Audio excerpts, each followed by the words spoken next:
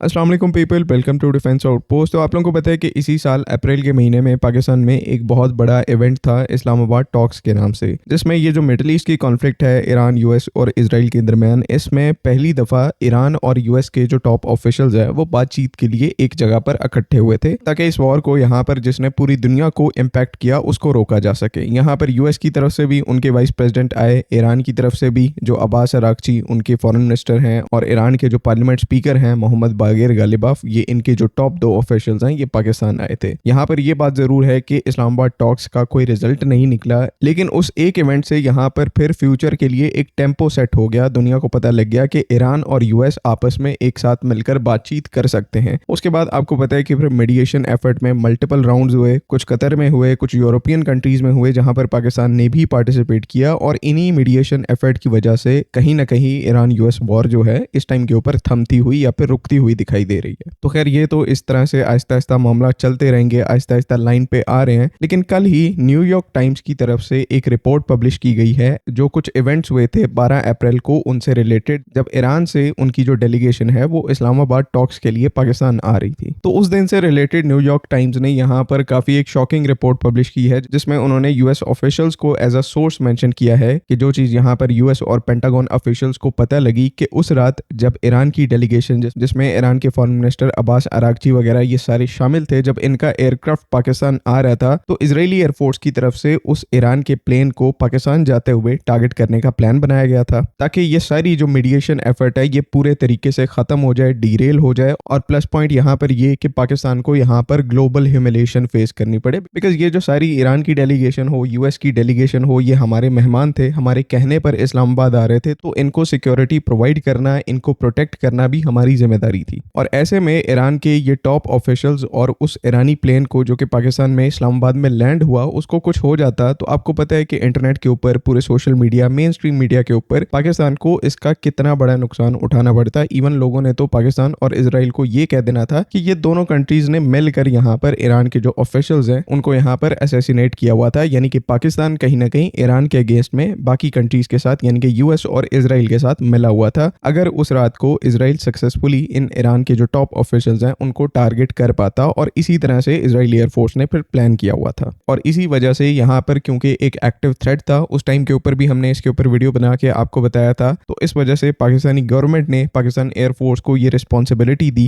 कि जितने भी डेलीगेशन पाकिस्तान में आ रहे हैं, स्पेशली ईरान की जो डेलीगेशन है, क्योंकि यहाँ पर उनको सबसे ज्यादा थ्रेट है, तो उनके लिए पाकिस्तान एयरफोर्स का जो एक स्पेशल कंटीजेंट है, जो एक पैकेज है, उनको प्रोटेक्ट करने गया था। और ये जो पर्टिकुलर पैकेज था पाकिस्तान एयरफोर्स का, ये live air to air missiles के साथ आर्म्ड था कि अगर कोई भी एयरक्राफ्ट किसी भी कंट्री का वो इस डेलीगेशन को टारगेट करने की कोशिश करता है तो पाकिस्तान एयरफोर्स उन एयरक्राफ्ट को एक्टिवली इंगेज कर पाए। तो जब 12 अप्रैल को ये डेलीगेशन ईरान से पाकिस्तान आ रही थी तब भी पाकिस्तान एयरफोर्स की तरफ से इनको एस्कॉर्ट किया गया। एंड देन इस्लामाबाद टॉक्स के बाद जब ये डेलीगेशन वापस जा रही थी तो ईरान के बॉर्डर के करीब पहुंचकर ईरान की जो सिक्योरिटी एजेंसीज हैं उनकी तरफ से एक वार्निंग सेंड की जाती है कि 2 इजरायली फाइटर एयरक्राफ्ट इराक के रास्ते ईरान के अंदर एंटर हुए हैं। ये बात यहाँ पर यूएस के जो ऑफिशियल्स हैं उन्होंने खुद न्यूयॉर्क टाइम्स को कंफर्म की है कि जैसे ही पाकिस्तान एयरफोर्स की प्रोटेक्शन में ईरान का ये जो एयरक्राफ्ट है जिसका नाम मिनाब है वो ईरानी बॉर्डर के करीब पहुंच रहा था, वहीं से यहाँ पर इजरायली फाइटर एयरक्राफ्ट जो है वो इराक के थ्रू ईरान के अंदर एंटर हो रहे थे, और इनका पॉसिबली टारगेट यहाँ पर वही मिनाब एयरक्राफ्ट था जिसमें ईरान के टॉप ऑफिशियल गालिबाफ और जो अब्बास अरागची हैं वो मौजूद थे।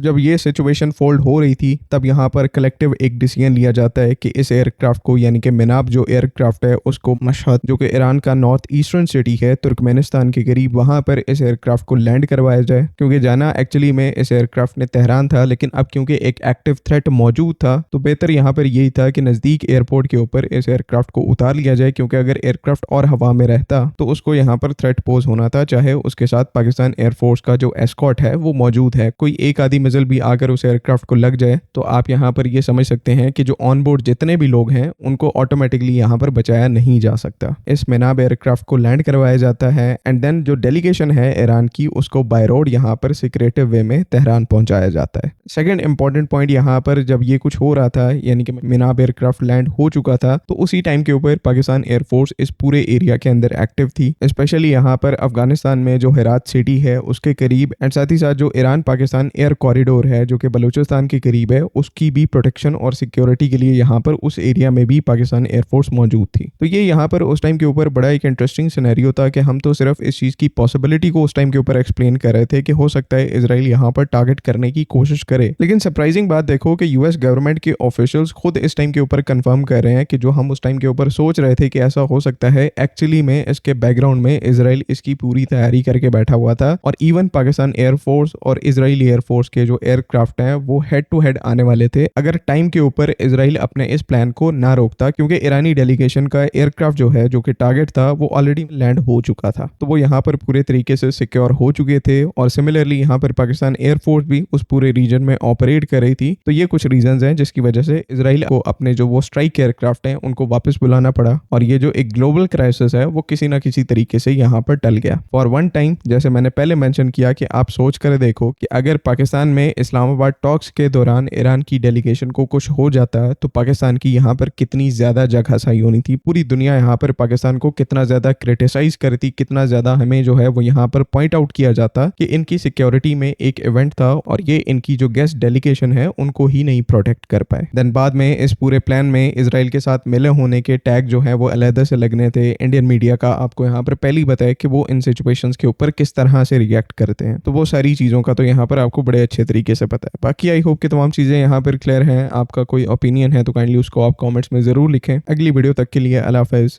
पाकिस्तान जिंदाबाद।